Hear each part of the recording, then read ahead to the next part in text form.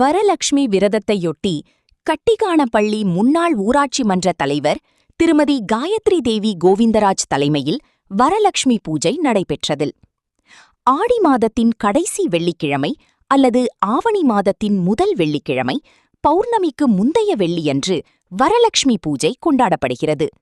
இதன் ஒரு பகுதியாக கிருஷ்ணகிரி புதிய வீட்டு வசதி வாரிய குடியில் கட்டிக்கானப்பள்ளி ஊராட்சி முன்னாள் ஊராட்சி மன்ற தலைவர் திருமதி காயத்ரி தேவி கோவிந்தராஜ் அவர்களின் தலைமையில் வரலட்சுமி பூஜை நடைபெற்றது.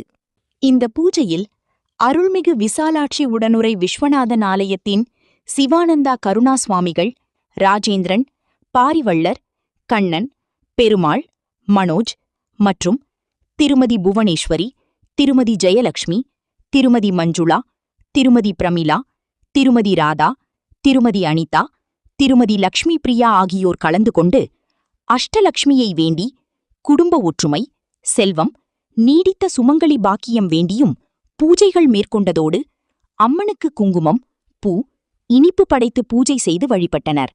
மேலும் இந்த பூஜையின் வாயிலாக கேட்ட வரம் கிடைக்கும் என்பது ஐதீகம் என்றதால் ஏராளமான பெண்கள் இந்த சுமங்கலி பூஜையில் கலந்து கொண்டனர்.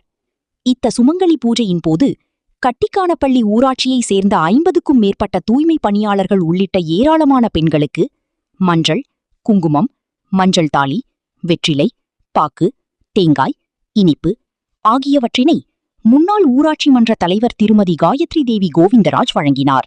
வரலட்சுமி வரலட்சுமி வந்தமர் தாயே, வற்றாத தனமழை பொழிந்தருள் நீயே. வரலட்சுமி வரலட்சுமி வந்தமர் தாயே, வற்றாத தனமழை பொழிந்தருள் நீயே.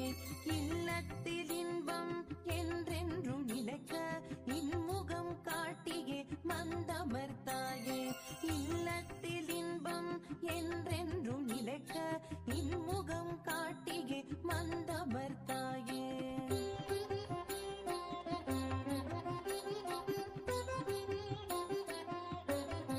உங்கள் தேடல் நியூஸ் சேனலை லைக் பண்ணுங்க, ஷேர் பண்ணுங்க, கமெண்ட் பண்ணுங்க, ஆல் பெல் பட்டனை கிளிக் பண்ணுங்க, மறக்காம சப்ஸ்கிரைப் பண்ணுங்க.